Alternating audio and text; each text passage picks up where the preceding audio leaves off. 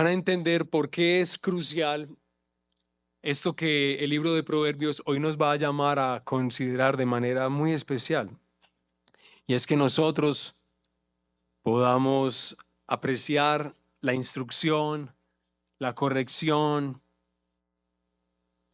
la disciplina del Señor, pero que podamos especialmente apreciar esa instrucción, esa corrección, todo eso que el Señor quiere traer a nuestras vidas, pero de parte de la iglesia local, de parte de mis hermanas y de mis hermanos, de lo que ellos han sido llamados a vivir en mi historia personal. Espero que, bueno, que nos animemos al final de esta reflexión que tendremos a seguir viviendo los tiempitos que estamos viviendo juntos, a someternos los unos a los otros y a cuidarnos los unos a los otros como lo hemos venido diciendo y como lo queremos vivir.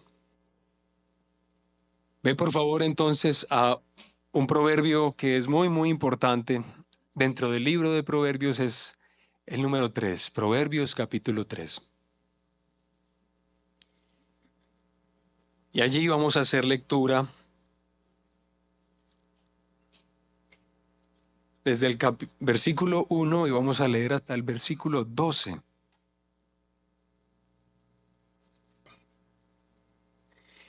Y casi quisiera y oro para que el Señor nos dé la gracia en esta tarde de, mientras leemos su palabra, podamos casi como reconocer al Señor haciendo lectura o sencillamente hablándonos a nosotros como un padre a sus hijos les habla. Capítulo 3, y arrancamos desde el versículo 1, que dice: Hijo mío, no te olvides de mi enseñanza, y tu corazón guarde mis mandamientos, porque largura de días y años de vida y paz te añadirán. La misericordia y la verdad nunca se aparten de ti. Átalas a tu cuello, escríbelas en la tabla de tu corazón. Así hallarás favor y buena estimación ante los ojos de Dios y de los hombres. Confía en el Señor con todo tu corazón y no te apoyes en tu propio entendimiento. Reconócelo en todos tus caminos y Él enderezará tus sendas. No seas sabio a tus propios ojos. Teme al Señor y apártate del mal. Será medicina para tu cuerpo y alivio para tus huesos. Honra al Señor con tus bienes y con las primicias de todos tus frutos. Entonces tus graneros se llenarán con abundancia y tus lagares rebosarán de vino nuevo. Y ahí va especialmente el versículo sobre el que haremos especial énfasis.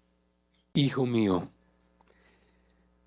no rechaces la disciplina del Señor, ni aborrezcas su reprensión, porque el Señor ama a quien reprende, como un padre al hijo en quien se deleita.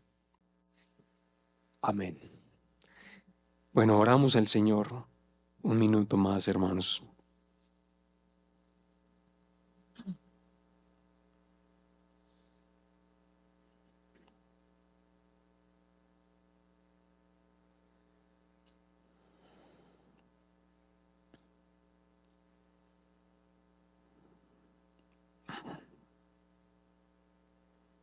Padre nuestro, venimos esta tarde delante de ti con fe, confiando en lo que has hecho de quienes confiamos en tu Hijo Jesucristo. Nos has hecho hijos por adopción. Nos has vinculado a tu familia. Y en unión con tu Hijo Jesucristo nos has dado extraordinarios dones, privilegios, beneficios. E insistes, Señor, en seguirnos formando, seguirnos haciendo más a todos nosotros como es tu unigénito.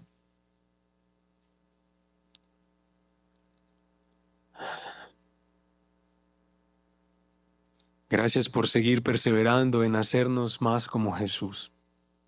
Y hoy, Padre Precioso, te rogamos, danos la paciencia, la humildad, el amor hacia ti que se requiere para poder, Señor, no resistirnos a lo que tú haces en nuestras vidas, a tu obra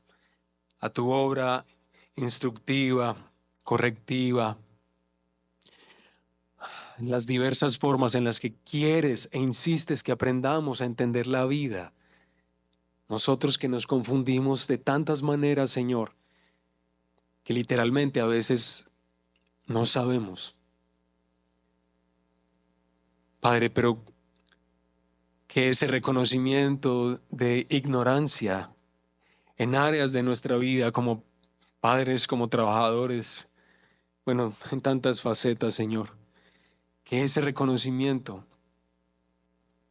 nos lleve a ti y a aceptar que anhelamos y necesitamos, Señor, beber de ti más, más de lo que nos quieres dar, más de instrucción, más de verdad, más de vida.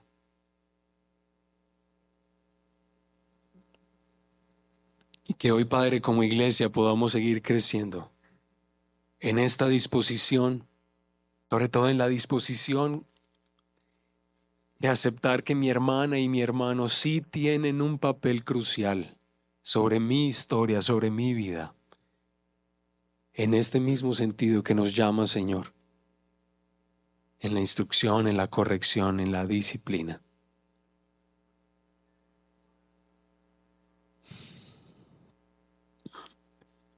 Padre, quedamos delante de ti en tus manos. Ayúdanos, Señor. Y gracias te damos en esta tarde. En el nombre de Jesús. Amén. Hermanos, yo quisiera, cuando nos acercamos sobre todo a este versículo 11 del capítulo 3, que nosotros tratáramos de ampliar un poquito más el concepto que tenemos de la palabra disciplina, sobre todo de esa palabra que se escribe de esa forma aquí en este proverbio.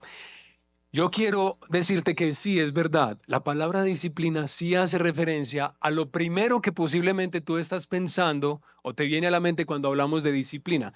¿Qué es lo primero que te viene a la mente? A ver, dime. Castigo. Bueno, una palabrita más. Regaño, muy bien. Corrección, reprensión, todas esas cosas. Bien, bueno, sí. Es verdad que la palabra disciplina sí significa eso. Pero además de esto, también quisiera que por lo menos de aquí en adelante, si no ha sido así, también empecemos a considerar que esa palabra nos está llamando también a la instrucción, no solamente a la reprensión, al castigo, también a la instrucción, también a la restricción, también al consejo, también a la enseñanza. Dios insiste en que nosotros aceptemos nuestro lugar en ese sentido, que Él nos da y nosotros recibimos de Él. Instrucción, corrección, consejo, enseñanza. A mí me gustó mucho uno de estos teólogos que estuve leyendo para preparar este sermón, un teólogo holandés, y él lo define de manera muy sencillita, la palabra disciplina, en todo el libro de Proverbios, y él lo define de la siguiente forma. La disciplina en el libro de Proverbios se refiere a la dirección autorizada que Dios nos da de muchas formas. Sencillita, ¿cierto? La dirección autorizada que Dios nos da de muchas formas. Y bueno, el libro de Proverbios, como ya lo vamos a notar a continuación, sí está en la tarea de concientizarnos a todos nosotros del gran riesgo que corremos de no querer aceptar esa instrucción, de resistirnos a esa disciplina. Pero el Señor insiste en darnos sabiduría, en hacernos sabios y alejar de nosotros la necedad. Es decir, que adquiramos este hábito, el hábito de reconocer, gracias Señor por tu instrucción, gracias Señor por tu dirección, gracias Señor por tu disciplina. Por favor, vamos a ahí, tengan abierto Proverbios porque vamos a hacer un paseo por Proverbios. Mira, por ejemplo, lo que dice el Proverbio número 12, el versículo 1, que dice: El que ama la instrucción, ama el conocimiento, pero el que odia la reprensión es torpe. Es decir, tú eres una persona necia o eres una persona sabia, depende de la relación que ya hayas decidido tener con la instrucción, con la corrección, con la disciplina. Si te resistes a ella, bueno, ahí está clarito el proverbio. Pero miren por favor el 15:32, pasen la página un poquito más. Y dice, el que tiene en poco la disciplina se desprecia a sí mismo, pero el que escucha las reprensiones, ¿qué hacen? Adquiere entendimiento, así es. Vayan a 19:20, por favor, otras paginitas más. Dice lo siguiente, escucha el consejo y acepta la corrección para que seas sabio el resto de tus días. Nosotros, pues, bueno, yo creo que sí, nosotros realmente no queremos que la sabiduría en nuestra vida sea como una compañera pasajera. Nosotros queremos que la sabiduría se establezca en nosotros por toda la vida. Entonces, ¿qué se nos está diciendo? Si tú quieres ser esa persona, ya, en este mismo momento, tienes que aceptar la realidad, el hecho de que Dios va necesariamente a darte instrucción, a darte corrección, a darte disciplina y que tú no has de resistirte a ella. Vayan a, por favor, 27, 5 y 6. Proverbios 27, 5 y 6 dice, mejor es la reprensión franca que el amor encubierto. Fieles son las heridas del amigo, pero engañosos los besos del enemigo.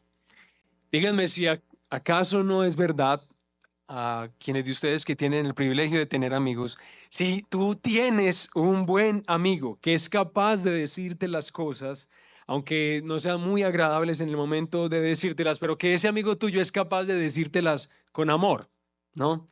Te las dice. Dime si no es cierto que eso que tu amigo te ha dicho es mucho mejor que los besos o los abrazos que otra persona puede llegar a darte a ti. Uno diría, ¿en serio un regaño puede llegar a ser mejor que un abrazo?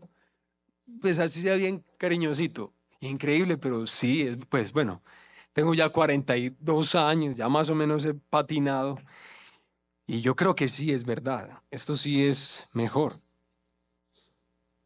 Dice el 28, 23, miren por favor,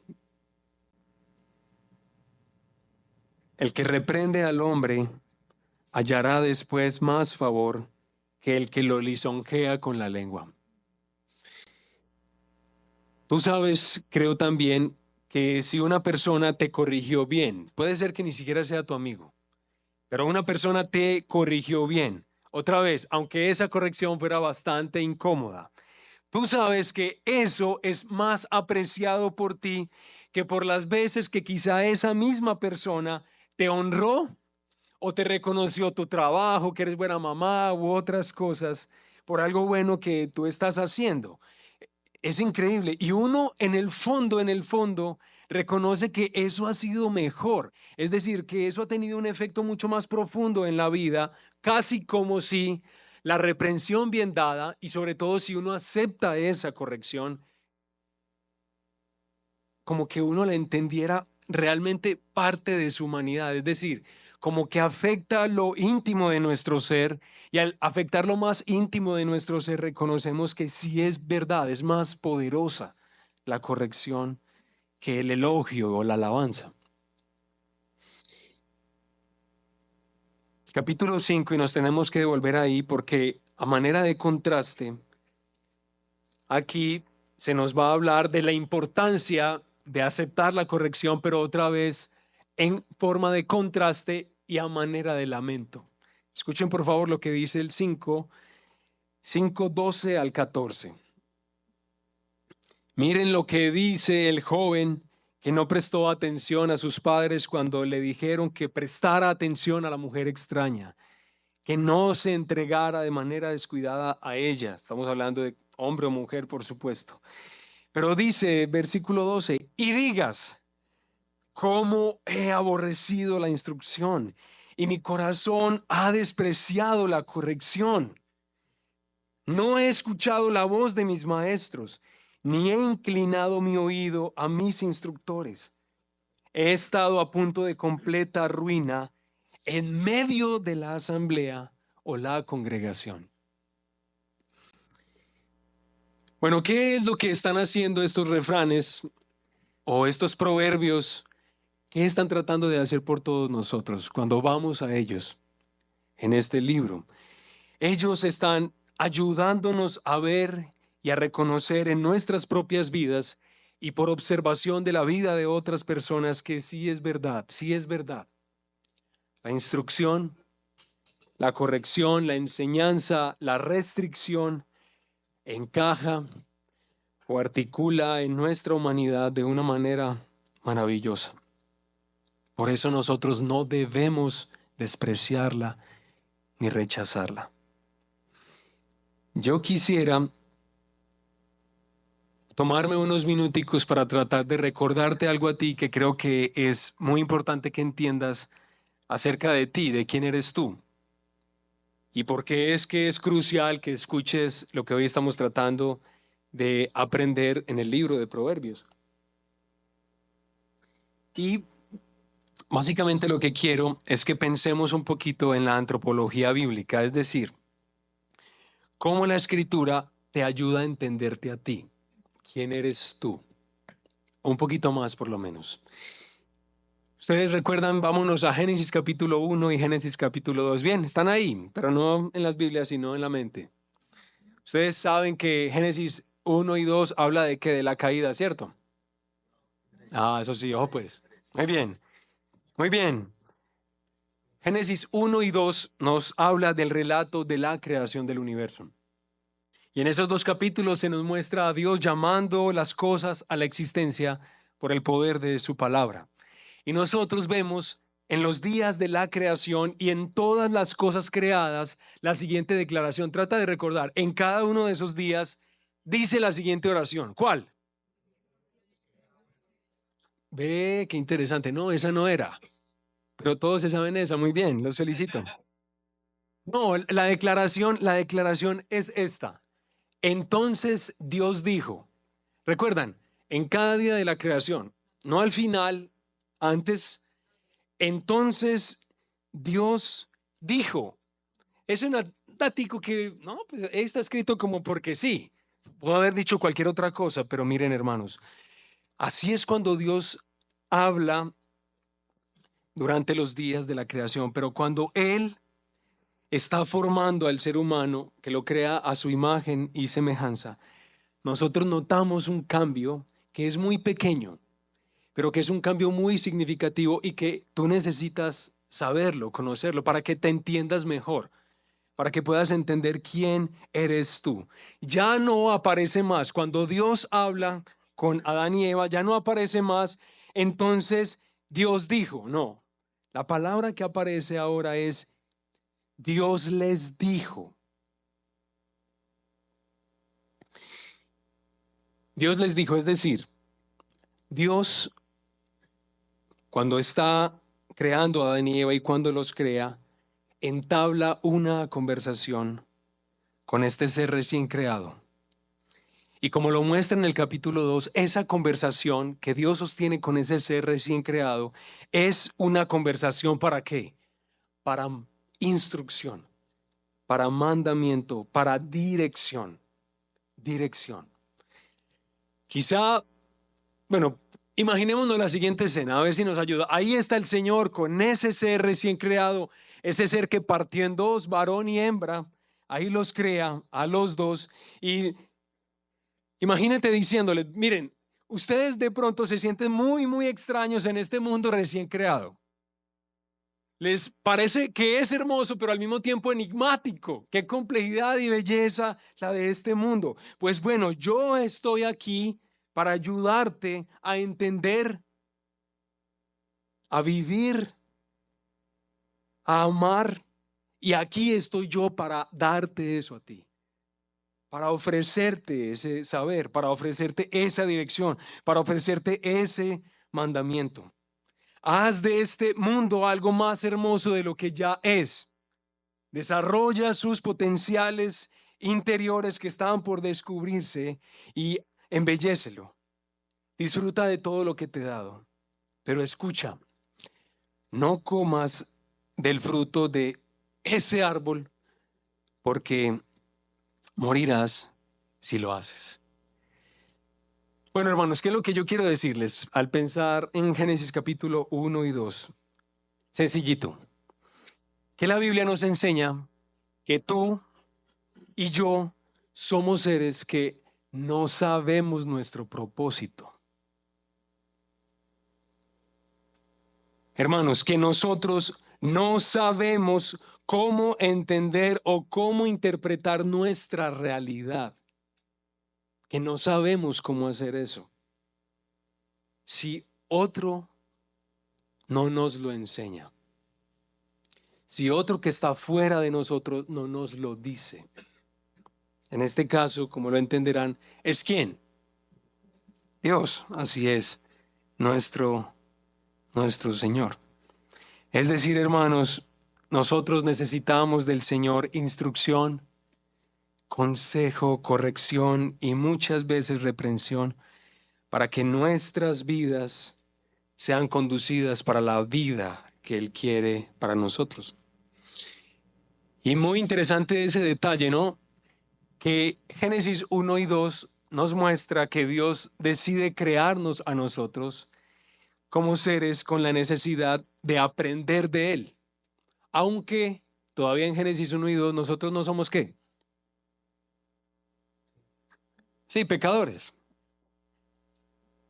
Nosotros aún no hemos pecado. Y aunque no hemos pecado, Dios ya nos ha creado con la necesidad de recibir de Él, de aprender de Él, de atenderlo a Él. Entonces, ¿tú te imaginas cuánta es nuestra necesidad hoy? Ya que nosotros participamos y muchas veces voluntariamente y absolutamente voluntariamente disfrutamos del pecado. ¿Cuánta necesidad tenemos de Él? Yo creo que mucha necesidad.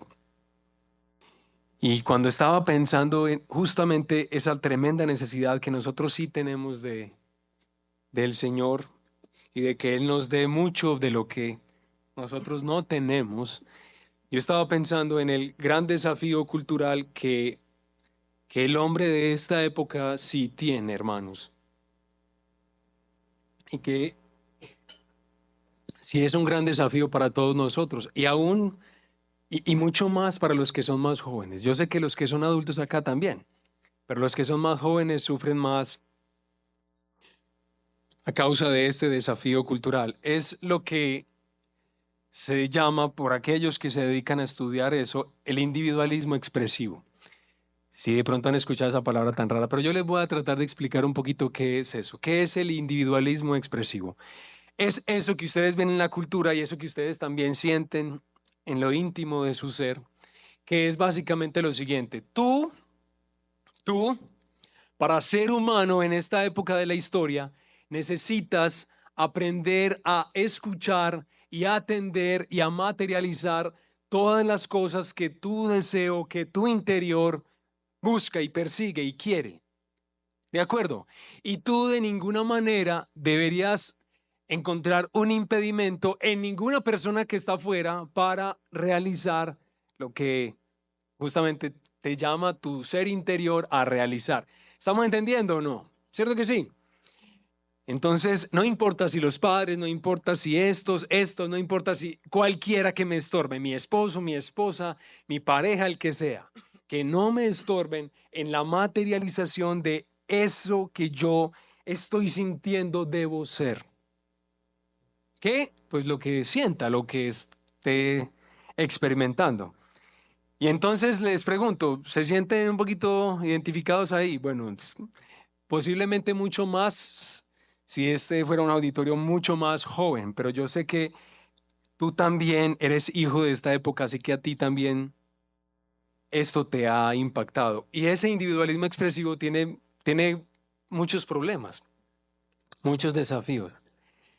Hermanos, porque cuando uno está persistiendo y perseverando en tratar de ser la persona que uno quiere ser, Ustedes saben cuál es el problema, ¿cierto? El problema es que, por un lado, no ha sido verdad eso que la cultura trata de estimular en nosotros, de que seamos autónomos en la construcción de nuestra identidad. Es decir, que yo debo decidir por mí mismo lo que quiero ser. Pero ¿por qué eso no es así? Porque eso no es verdad, hermanos, porque ustedes saben que ya ha sido alguien el que te ha dicho que tú debes construir tu identidad de manera autónoma. Es cierto que eso es como medio contradictorio y medio raro, pero así es. Si tú dices que nadie me diga nada porque yo quiero ser lo que quiero ser, pues es un poco ingenuo porque resulta que ya la cultura te ha dicho a ti que eso es lo que debes hacer. Es decir, tú ya has escuchado a alguien para poder entender, definir e interpretar quién eres tú. No existe algo tal como una construcción autónoma de la identidad. Ni nuestros hijitos, los adolescentes o los chiquitos que a veces se sienten muy sobraditos, poquito ingenuos, pero ahí van aprendiendo por la gracia del Señor. Pero eso es un poco ingenuo, no es verdad eso. Pero además, hermanos, de que siempre nosotros necesitamos a alguien que nos diga cómo hemos de construir nuestra humanidad. También este individualismo expresivo es muy triste, es muy doloroso porque ponte a pensar solamente un minutico, si tú te pones en la tarea de tratar de materializar lo que tus deseos buscan, persiguen, ¿cómo sientes la cosa? ¿Cómo te imaginas que sería?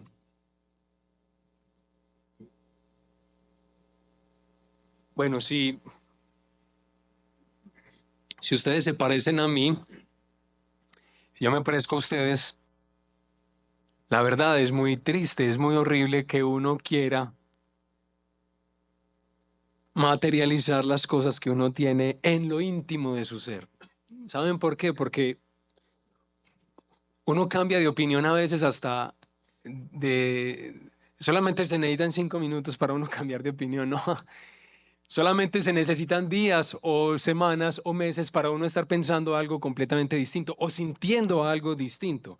¿Cómo te parece a ti llegar a construir algo en respuesta a lo que tu ser interior, tus deseos más profundos quieren realizar? Sencillo, vean a jóvenes especialmente, a jóvenes absolutamente confundidos. Y no solo absolutamente confundidos, sino absolutamente tristes, por supuesto, porque ellos no han logrado hallar ningún arraigo, ningún anclaje, ninguna forma de identidad que los asegure, les dé estabilidad. Por supuesto que no. ¿Por qué? Porque mis deseos son volátiles, cambian de un día para otro. Bueno, hermano, yo espero que si alguno de ustedes está viviendo este individualismo expresivo, que por supuesto yo creo que sí es verdad, sí lo vivimos, pues reconoce, hermanos, las grandes dificultades que Él tiene. Fuimos creados por el Señor para recibir de Él. En ese sentido, eso lo podemos compartir en otra exposición bíblica más adelante, pero ustedes se imaginan la humildad con la que Dios trata al ser humano al convertirse en siervo de ese ser humano. Es decir, para poder que ese ser viva la vida, entienda la vida, se desarrolle en la vida, Dios va a tener que constituirse en el siervo de esa persona. Dios va a tener que estarle dando a esa persona de lo que no tiene. Pues así es como fuimos creados. Y el individualismo expresivo que hoy especialmente tiene fuerza, mucha fuerza en la cultura, es algo que, bueno, nos distorsiona mucho en nuestra humanidad. Cuidado con eso, mis hermanos. Cuidado con ese desafío.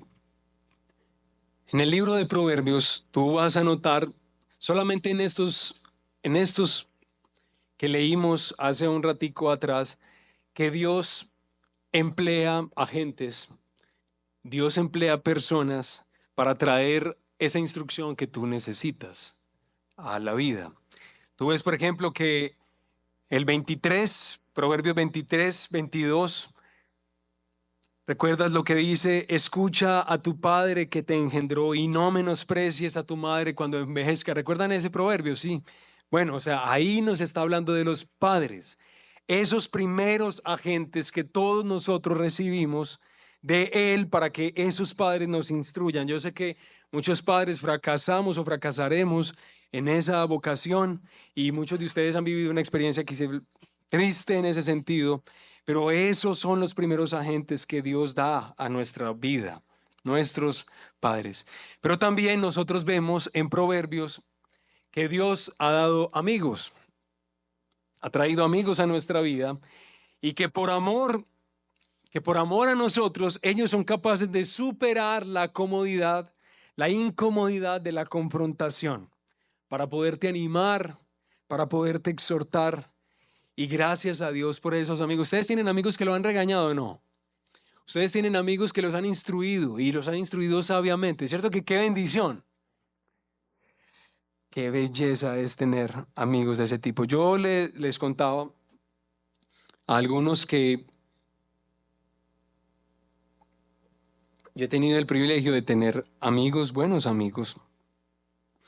Y recuerdo una ocasión, hace muchos años atrás, ya tal vez 15 años atrás, estábamos reuniditos, pero digamos que me pusieron ahí en la mitad o en el frente, donde fuera, ya no me acuerdo. Y empezaron a decirme las cosas que, que eran regulares, bastante regulares de mi vida. Y yo me quedé ahí, aguantándome, ¿cierto?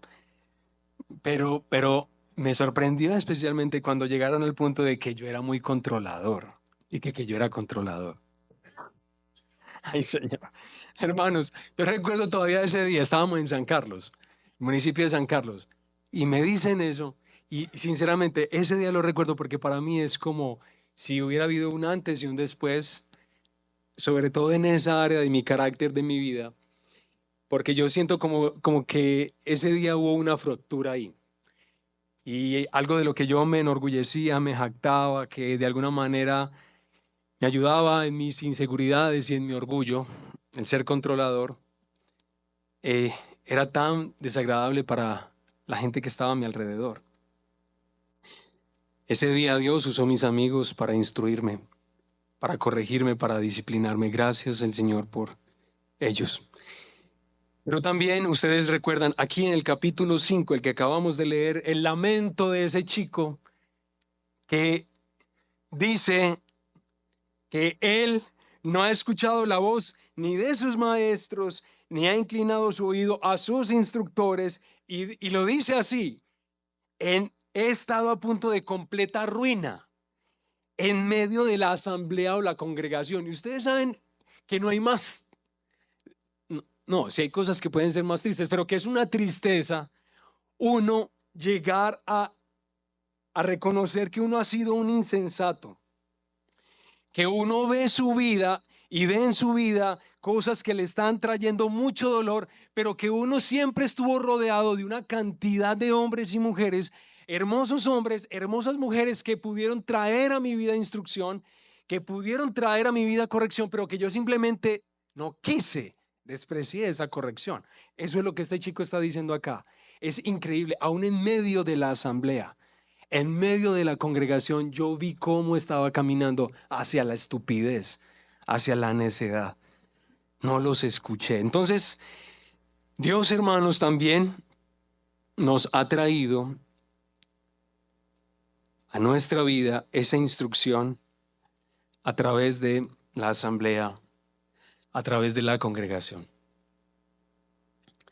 Es decir, hermanos, que esta iglesia local también cumple y cumplirá, si Dios quiere, la tarea de ser fiel con tu vida. La tarea de ser fiel al Señor Jesucristo, que nos llamó y que nos llama a todos sus hijos a responsabilizarnos, a involucrarnos de la vida de nuestros hermanos. Hermanos, recuerden, ustedes aquí, sobre todo si ustedes han dicho que son hijos de Dios, que ahora son miembros, digamos, en este caso un poco extraño, de la transición del Redil Estadio al Redil Laurel, al Redil La América. Eso de hacerse miembros de la iglesia. Recuerda, mi hermana, recuerda, mi hermano, que tú estás diciendo que tú eres responsable, que tú te has responsabilizado del cuidado, de la protección, de la fe de tu hermana y de tu hermano. Ustedes van a entender, vamos a ir entendiendo con el tiempo que nadie en el Redil América tiene que darle permiso a otro para ser exhortado o ser instruido. Si tú estás entendiendo bien la Biblia, te vas a dar cuenta que eso no hay que pedir permiso para eso. En medio de esta congregación, de esta comunión de los santos, yo sé que mi responsabilidad con ustedes es llamarles al orden, es animarles, es consolarles, es instruirles, como la es de todos nosotros hacia los demás.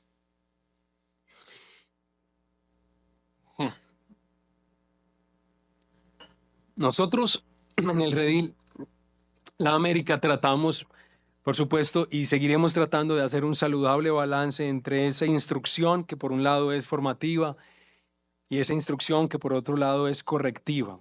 Esa instrucción, esa disciplina que Dios quiere traer a nuestras vidas. Y hermanos, pues esa instrucción formativa la traemos a través de la exposición bíblica, a través de las reuniones que hacemos juntos, en las que nos sometemos, en las que tratamos de abrir la escritura y tratar de decir esto porque está así, esto está como difícil. Juntos nos edificamos, nos corregimos, nos animamos en la palabra del Señor. Pero también, hermanos, también nosotros esperamos poder vivir en esta iglesia local la instrucción correctiva. Si es necesaria, traerla a la vida de todos nosotros. Y saben que ser pastor es como, bueno, como las profesiones que ustedes también viven, las vocaciones que desarrollan. Es por un lado hermoso, pero por otro lado es bastante difícil. Una de las cositas que es sabroso de ser pastor, sabroso, es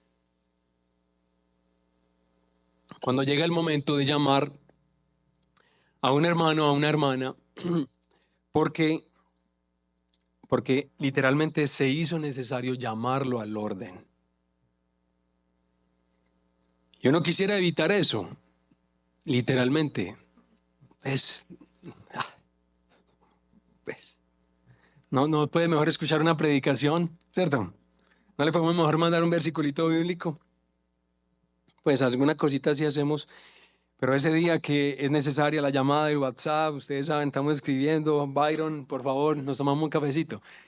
Pero ya sabes, Byron, que el cafecito no es para eso, ¿cierto?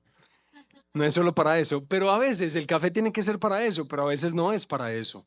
Pero en este caso puntual que quiero decir que es necesario aceptarlo. Por ejemplo, hermanos, yo les quiero mencionar algunos casos que yo he vivido, solamente algunos, que recuerdo acá. Recuerdo una ocasión en la que ese hombre, ¿no? Yo no sé si sí, también le pasa a las mujeres, por supuesto, les puede pasar, pero el caso en el que este hombre estaba feliz y él sentía que estaba en un momento como de efervescencia espiritual, ¿no? Estaba en un momento de florecimiento, de crecimiento espiritual en la fe, en la palabra de Dios, porque él hacía el devocional con su amante de una manera tan profunda. ¿Sí entendieron? Muy bien, eso es.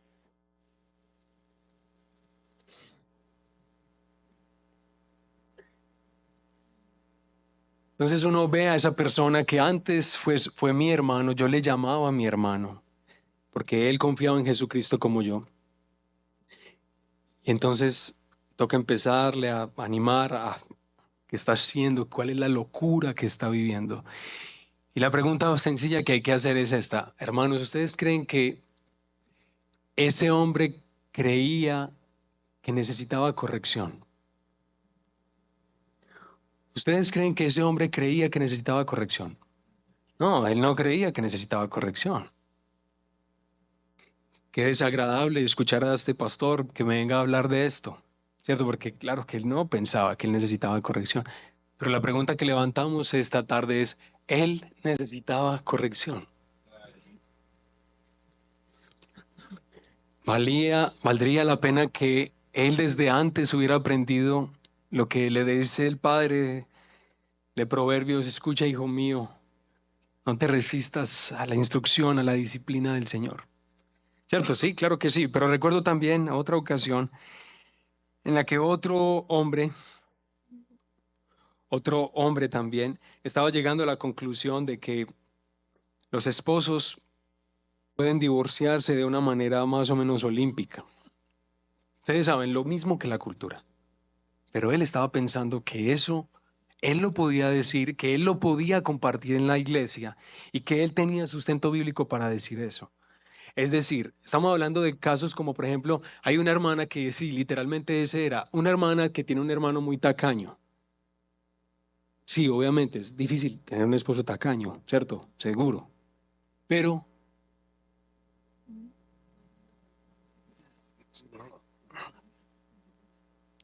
la pregunta que hacemos es, ¿ustedes creen que él pensaba que necesitaba corrección? No, él no pensaba que necesitaba corrección.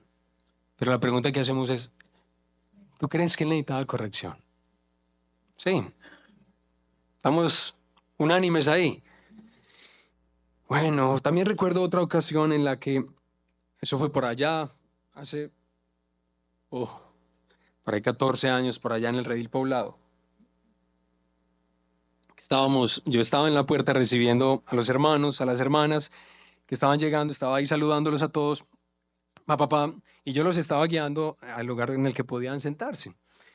Y recuerdo que llegó una chica y la chica estaba ahí y cuando la conduje al lugar donde podía sentarse, ella me dijo antes de que llegáramos a su lugar de asiento, ella me dijo, ay, ese hombre viene acá.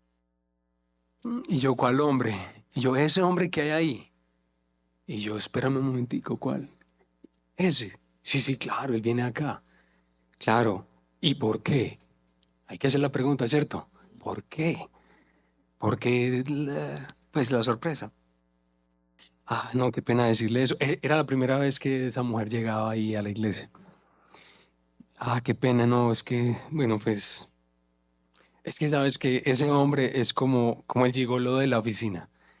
Él es el conquistador de todas y no quiere dejar viva ninguna. Ah, sí, ok. ¿Qué me dijo? Y no van a creer que es que a mí me gusta mucho el papel de ese papel. Pero, entonces, la pregunta que quiero hacerles es, ¿ustedes creen que ese hombre que tristemente en ese momento, hasta ese momento, le llamaba a mi hermano, ustedes creen que ese hombre creía que necesitaba ser corregido? No, y él se resistió a la corrección y él prefirió irse antes que ser corregido. Pero la pregunta es, ¿él necesitaba ser corregido? Qué interesante que para todos están claros desde este lado, ¿cierto?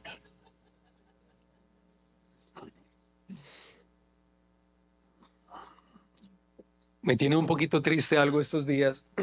Ser pastor en ese sentido es duro, hermanos. Me tiene un poquito triste porque hay alguien cercano que ah, está empezando a salir con ideas raras y a compartirlas acerca de la Trinidad. Y, y por supuesto que yo bueno, yo ahora ya no soy su pastor. Eso en un sentido para mí es una tranquilidad, pero en otro sentido no, porque es mi hermano. Y yo sé que hay que tener paciencia, hay que tratar de instruir a la persona, ayudarle en las dudas que tiene acerca de temas que nadie diría son fáciles de entender, como la Trinidad, pero él está empezando a aceptar en su corazón conceptos que en otros momentos de la historia de la iglesia se han considerado como falsos, como herejía. Lo triste es que parece que no está aceptando que tiene necesidad de corrección. sino más bien lo otro. Y les he contado algunos casos que, digamos, son tristes, ¿no? Porque que falla que así sean las cosas, pero yo les digo algo.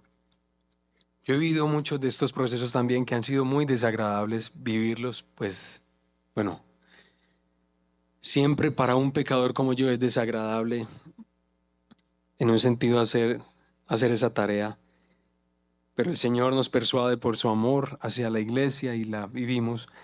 Pero les cuento, hermanos, que esta tarea de nosotros entrar en la disposición de animar a nuestra hermana, animar a nuestro hermano a recuperar la cordura, a volver a la verdad, a volver a la integridad en sus vidas, en sus manos, en su mente. Eso es una tarea al mismo tiempo hermosa. Yo puedo decirles muchos casos también. Y todavía en el Redil América, no les puedo decir ni uno todavía. Pero sí les puedo decir muchos que viví en el Redil, en el Redil Laureles y en el Redil Poblado, que fueron espectaculares. Espectaculares, o sea, cosas muy tristes, muy dolorosas que la gente estaba decidiendo y que las personas estaban aceptando y que se había vuelto un asunto oculto en sus vidas. Algo tristísimo. Y llegamos por la misericordia de Dios, porque ¿saben qué me ha pasado a mí interesante, hermanos? Que gente que no me conoce a mí, que yo no conozco, han sido los que me han llamado a decirme, ojo con esa persona. Y yo, ¿qué? ¿Cómo así? Venga, dígame a ver, ¿qué, ta? Y resulta, hermanos, que sí, sí. No solamente ha sido ese camino, pero en varias ocasiones sí.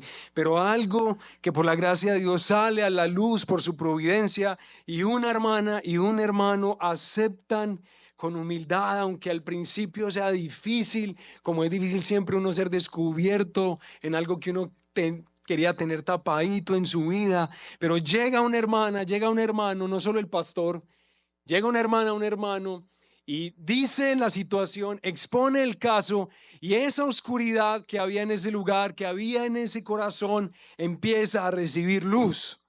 Luz, ¿cierto? Luz.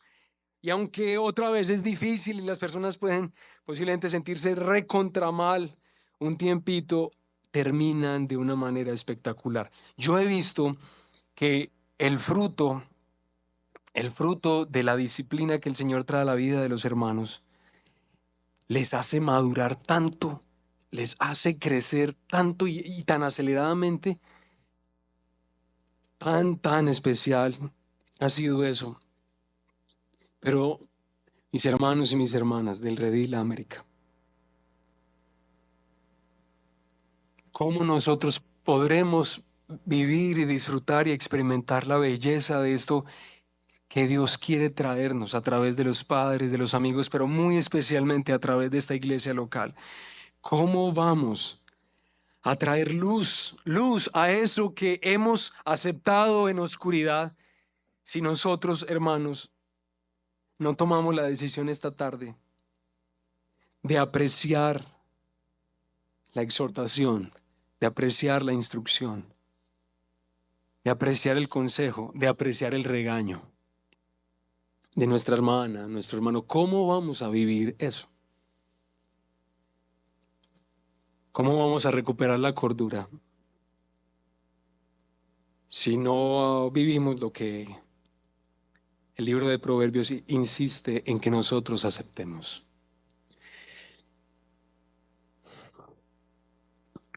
Bueno, ¿ustedes creen que necesitamos esto o qué? Sí, sí, yo sé que lo necesitamos. Quiero recordarte algo a ti en esta tarde. El Hijo de Dios, Jesucristo, que es nuestro tesoro, el tesoro de nuestra vida, aunque a veces no lo apreciamos tanto, pero es el tesoro más grande que el Padre nos ha dado, ese Hijo. El Hijo de Dios es tan especial porque, imaginen, Jesús siendo en forma de Dios y todo lo que ustedes saben de Él, estuvo dispuesto y Él nos lo dijo en su palabra y nos lo dice en los evangelios cuando nuestro Señor decía de manera constante y repetida que Él estaba atento a lo que su Padre le decía, le instruía y que Él hacía la voluntad de quién. ¿Cierto que sí?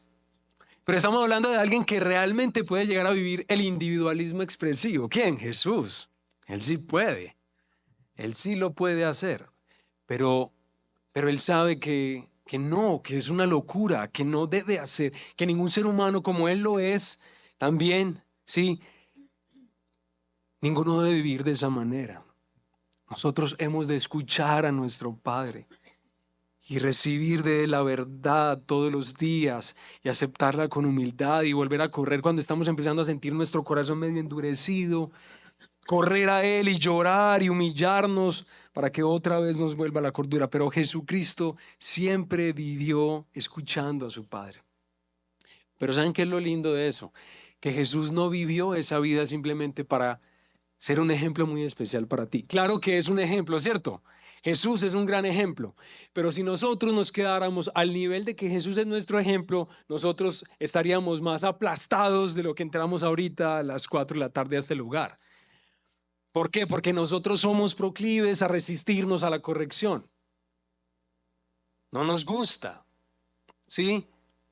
Así que Jesús no solamente vino a escuchar a su Padre, aún hasta la cruz, hasta la muerte de cruz, para ser nuestro ejemplo, sino que el Señor Jesucristo fue a la cruz para morir por la resistencia que nosotros hemos tenido a Dios,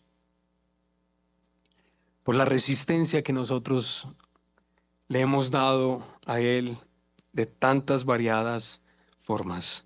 Gracias a Dios por nuestro Salvador, porque Él viene a limpiarnos de todas nuestras resistencias, de toda la culpa y de toda la mugre que nosotros vemos en nuestras vidas. Y Él se constituye en la esperanza de nuestra vida. Recuerden que la vida eterna no depende de que tú escuches la instrucción y la corrección. ¿De acuerdo? ¿Estamos bien ahí o no? ¿Sí estamos entendiendo o no? Uy, hermanos, a mí me da tanto temor de que no estemos entendiendo. En serio.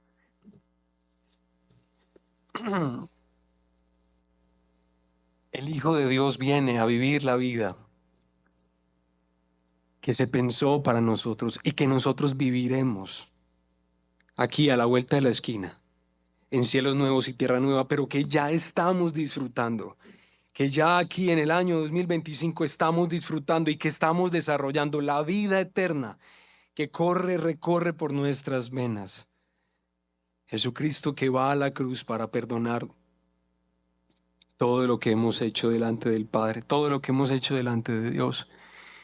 Y ahora seamos perdonados y tengamos el privilegio de tener una iglesia, hermanos, tener un pueblo, una congregación que nos puede corregir, que nos puede consolar, que nos puede instruir, que nos puede disciplinar. Eso es un maravilloso don dado a nosotros por gracia. Ese don, hermanos, del perdón, de la fe, de la familia de Dios, se ha hecho posible por nuestro Señor Jesucristo, quien fue a la cruz a morir por nosotros. Hoy vamos a hacer memoria de su muerte por primera vez aquí en el redil La América. Vamos a disfrutar de esta cena del Señor, hermanos. Y si ya, yo sé que esta hora ya es la que uno más quiere dormir, pero te tocó despertarte. Y no despertarte porque vas a participar de esta cena, despertarte porque yo te voy a dar la siguiente instrucción acerca de la cena del Señor. Por favor, hermanos, hermanas o amigos que nos están visitando esta tarde. La cena del Señor es una ordenanza demasiado importante para la iglesia. A lo largo de todos sus siglos ha sido crucial la cena del Señor. Y esta cena del Señor que ha sido ofrecida por nuestro Señor Jesucristo para todos nosotros en su cuerpo, en su sangre, es, hermanos, para quienes confían en Él. para quienes saben que Él fue a la cruz para pagar el precio de nuestro perdón. Es decir, lo que vamos a hacer hoy y la invitación que se nos hace en esta tarde no es para quienes de ustedes son muy queridos, son muy buenas gentes.